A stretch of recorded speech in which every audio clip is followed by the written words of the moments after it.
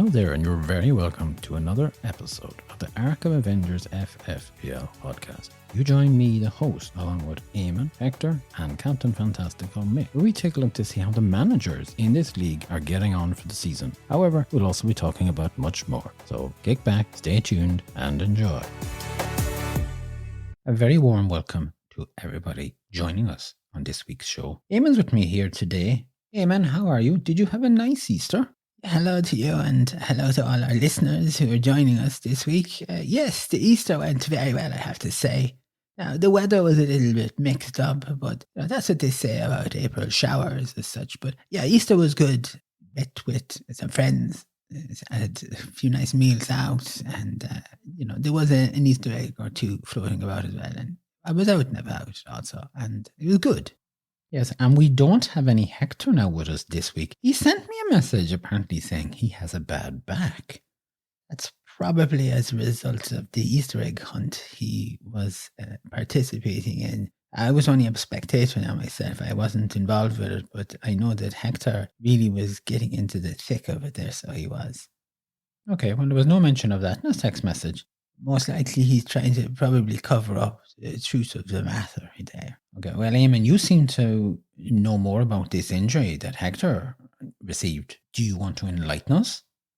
Like I said, I was only a spectator, but I did see Hector's carry on. It was an Easter egg hunt for some children, of course, and I believe some friends of Hector's were attending this Easter egg hunt, and he happened to be there. I know some friends of mine had their grandchildren were attending, and I was with them just, chatting, catching up with friends as such. And as it happens, the organisers needed somebody to dress up as the Easter Bunny, and Hector's name was put forward, and fair play to him, he duly put the outfit on. He was making a good show of it, he was hopping around, he was getting his photograph taken with some of the kids, and as the event was going towards the end, they still had some Easter eggs left over, and one or two of the organisers went out and threw these plastic eggs. If you threw a plastic egg on the ground and you got one, that entitled you to an Easter egg then. And these plastic Easter eggs were thrown around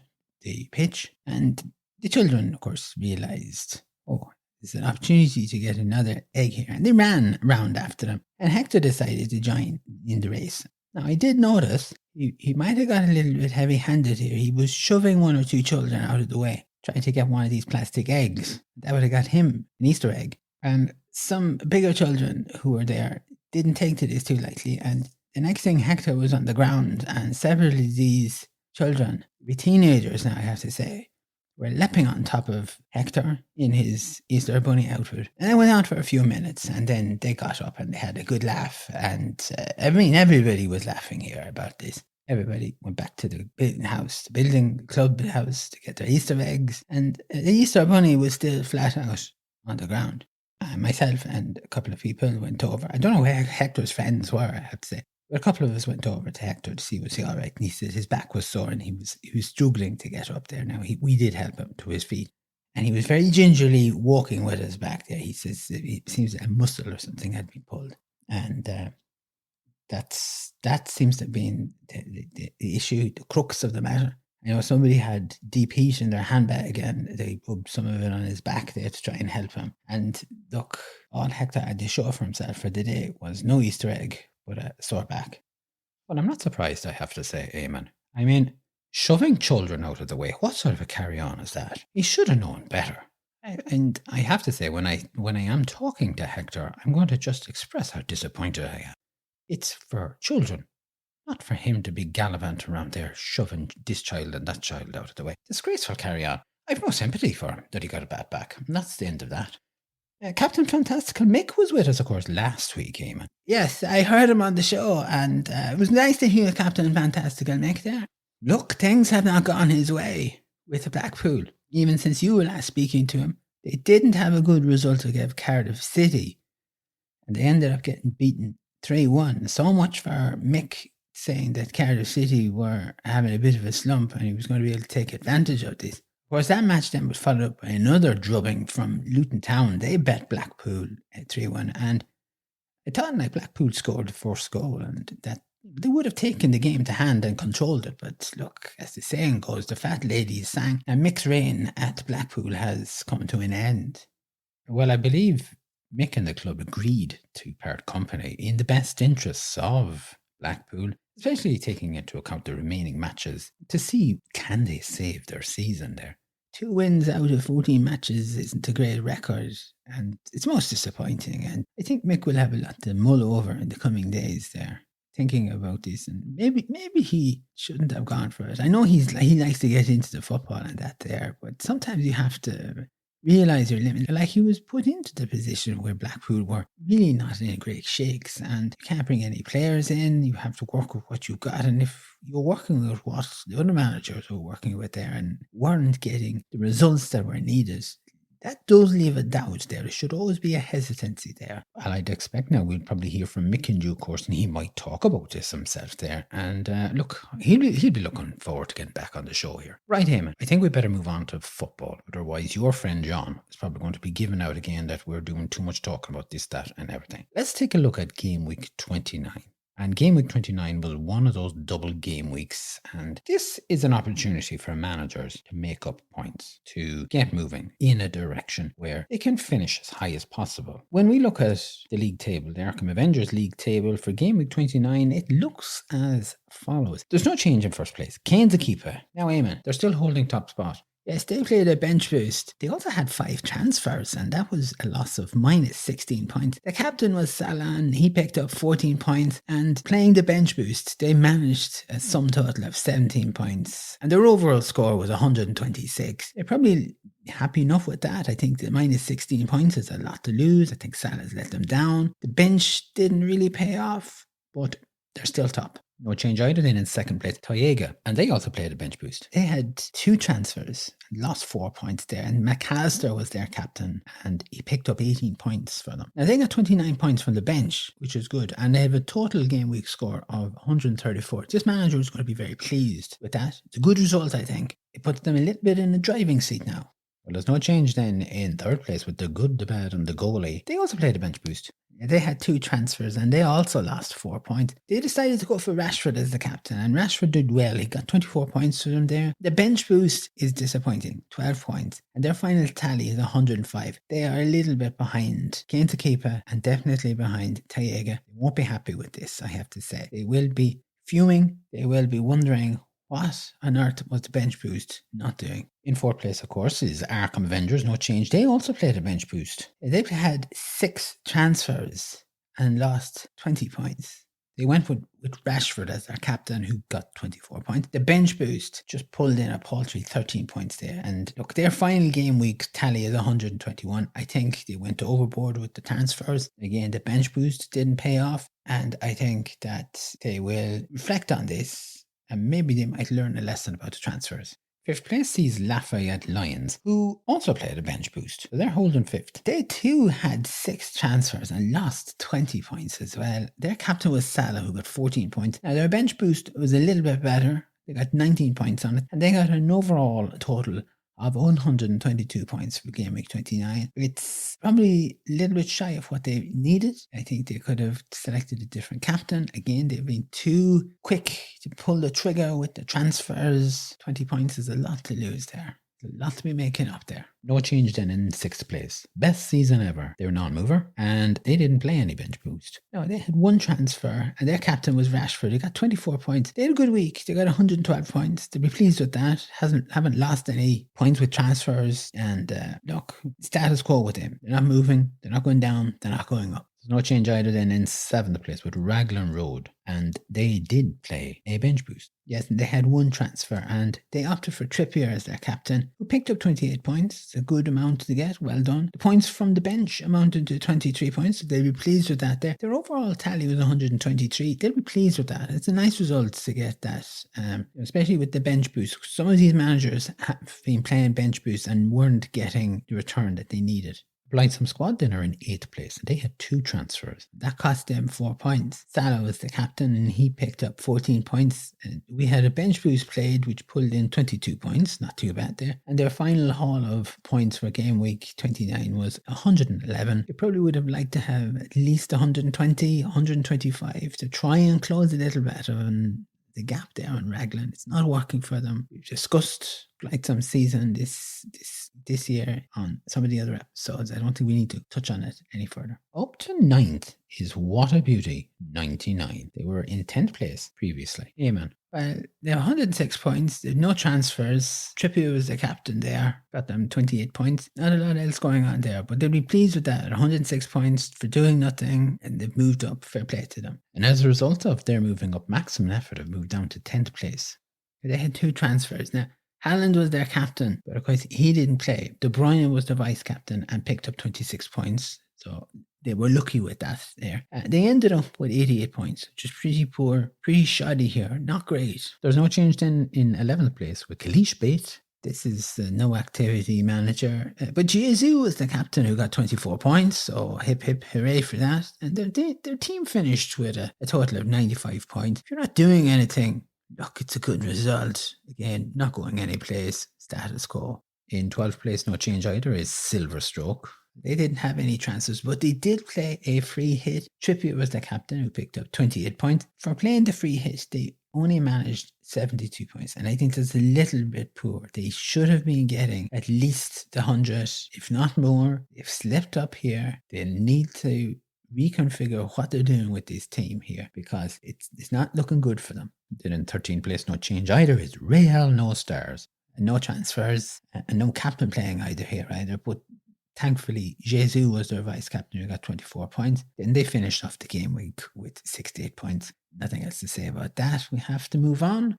And we move on finally to 14th place. No change. Better idea, 22-23. Bottom of the table, Eamon. No transfers. They had Salah as the captain who got 14 points. And they actually managed to get 69 points for their week again. That's all we have to say about this. Punter. So there's not a lot of movement going on with some of our managers. The highest points in Game Week 29 were 173 and the average were 80 points. 9 of our managers here have managed to get over 100 points. Eamon, is it fair to say Tayega had a good week and got the best return? Yes, I think you would be right. I think it's a fair assessment. They got it right. I think it's putting more pressure on Kane's keeper. And while they're putting pressure on first place, they're also pulling away from the good, the bad, and the goalie. And they're setting themselves nicely up here. I don't think they're in danger of losing second place. Question is, could they nab first place and see out the rest of the game weeks? Moving on then to have a look at Game Week 30. The highest points were on 112 and the average points were 54. There's been some movement, Eamon, with the league table this week. And we'll start off with a new person in first place. Tayega are up to first. Yes, they had 69 points, gets them into first place. They had 1 transfer this week and they decided to go with Watkins as their captain, got 14 points. I have to say now the defence players gathered 3 points, which isn't great, but they look very positive in midfield and also in the forward line. They are 5 weeks on the rise. This is a manager going places. They just need to keep this going now and don't panic. Don't do anything excessive is what I say here. And as a result of their going up to first, Kane's keeper is down to second place. Yes, 56 points saw them dropping. 1 transfer. They went for Haaland as the captain. So they got 24 points, which was good there. Robinson was disappointing. They didn't get any points there. The midfield for me are not clicking whatsoever. They're 2 weeks on the drop. So this is where you see the difference here now. The 5 weeks going up for Tayega, the 2 weeks going down for Kane's keeper. They're serious about trying to hold on to their trophy for a second year. They're going to have to turn this ship around. There's no change then either in third place for the good, the bad and the goalie. 51 points they had, and they had 2 transfers and lost 4 points. The captain was Haaland, who got 24 points. The defence not working, 3 points collected. And for me, I think the midfield look really, really fragile as well there. They're 2 weeks on the drop there. So you can see again, Tayega driving away there. These 2 lads are starting to drop off. There's no change in fourth place with Arkham Avengers. 66 points, Eamon. They had 2 transfers. Doc, this manager likes to lose points. They lost 4 points. At least it's not 20. They went for Haaland as the captain, got 24 points. 3 points out of the defence. It's pretty rubbish there. They had a few mishitters around the pitch as well. They won't be happy. However, they are 1 week on the rise. That's a positive. In fifth place then is Lafayette Lions. 68 points. They had 1 transfer also there for themselves this week. And the captain was Haaland, 24 points. Another miserable 3-pointers from the defence gang. I would say the midfield, I class them as so-so, but they were getting points up front, so they'll be pleased with that. They're also 1 week on the rise, so they're going in the right direction. As long as you've got green arrows, that's what you need there. Best season ever, still in 6th place, 58 points. No transfer. Opted for Watkins as the captain, who got 14 points to them. They got 7 points from the defence, so they'll take that. I think, though, that the midfield look like an issue, especially now, of course, Rashford has a groin injury. They're going to have to ponder and think about this a little bit. The forwards are doing well, though. They are 2 weeks on the rise. They'll be happy with that. No change then either in 7th place with Raglan Road, 51 points. They had 1 transfer in this week, and they went for Rashford as their captain, and he got them 12 points. The midfield and forwards look to be getting points, but again, 3 points from 4 defenders is pretty ridiculous. They're 1 week on the drop. There's no change either then in 8th place with Blightsome Squad, 50 points.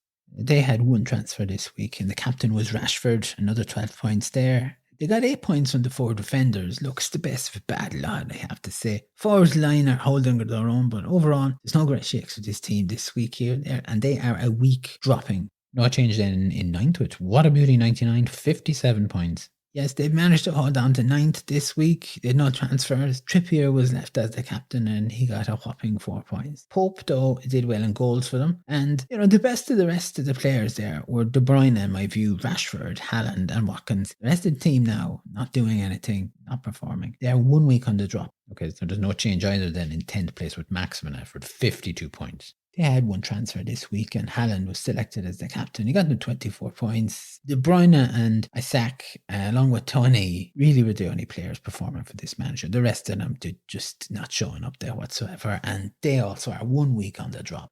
Now, there's no change in 11th place for Kalish Bate, 41 points. Okay, this won't take long.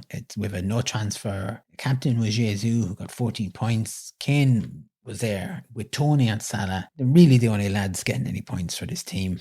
1 week on the drop. In my view, they should be 10 weeks on the drop. But look, I'm not in charge of that. Now, up to 12th, of course, is Real No Stars, 72 points, Eamon. I think this is the biggest shocker of the week. No transfers. This is the team with no manager. And they had Haaland as the captain, who got 24 points. Jesus, Martinelli, De Bruyne, Salah and Alexander-Arnold were there all chipping in with points. And they're 1 week on the rise. Surprise, surprise. There's not much you can do about that, but they are.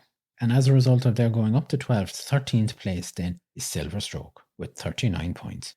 Yeah, they didn't have any transfers. They kept Trippier as the captain, which got them the 4 points. Haaland, Marsh, Salah and Alexander-Arnold, were the really only ones there trying to get something out of this. But as I said last week, that free hit didn't really do anything, didn't build you with any confidence. They're 3 weeks on the drop. I think their season is done and dusted now. They'll probably do well if they could regain 12th. And at that, I wouldn't be hedging my bets.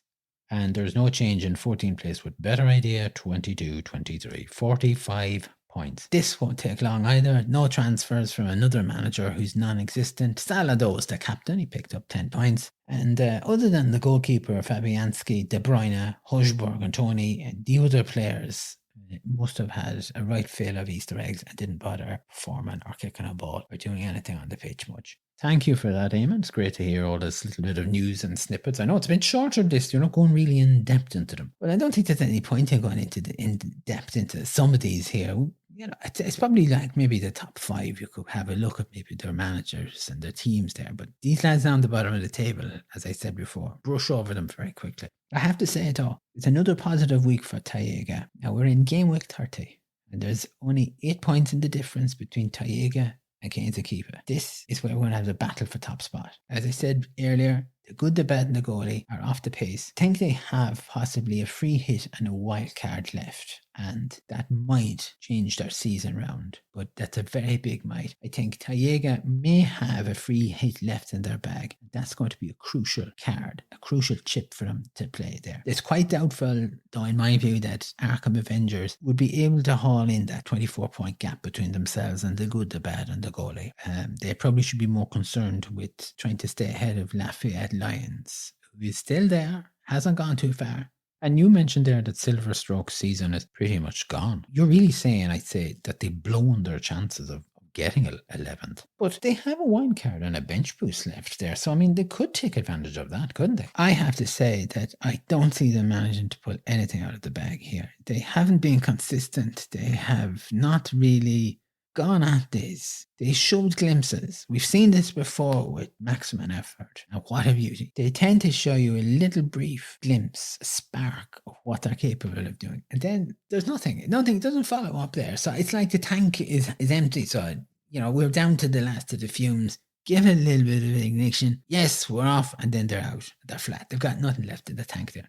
Can I ask you, Eamon, here, do you think best season ever could possibly haul in Arkham Avengers? There's 37 points between themselves. As far as I'm aware, and I can stand corrected on this, I think best season ever have a triple captain. And if they play that triple captain perfectly, then I don't see any reason why they can't take that 4th place. Because it's very tight between themselves, Lafayette, and the spoofer. And the spoofer is willing to be losing points. He's only handing this over to best season ever. Eamon, I'd just like to say thank you very much for all of your input.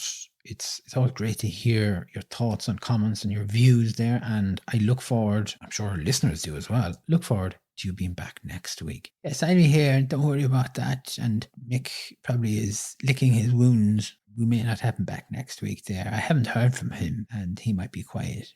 Probably time for him to start doing one of those Camino walks again. Maybe he should do 2 or 3 of them over the coming months there. And I'd say Hector is probably, no doubt, laid up in some hospital bed now, legs in casts and, whatever happens there, Hector's sore back is probably turned into major heart surgery or something like that. Eamon, seriously. Look, okay, I take it back. I hope Hector's back is feeling and doing much better. And Hector, baby, I'll hold the fort here. Don't be in any rush coming back. Okay, Eamon, thanks very much. I think we'll wrap it up there. And listeners, yet again, thank you for joining us and for listening to us. We hope that you've enjoyed the show. As always, if you want to get in touch with us, you can send an email in to arkhamavengers@ffpl@gmail.com.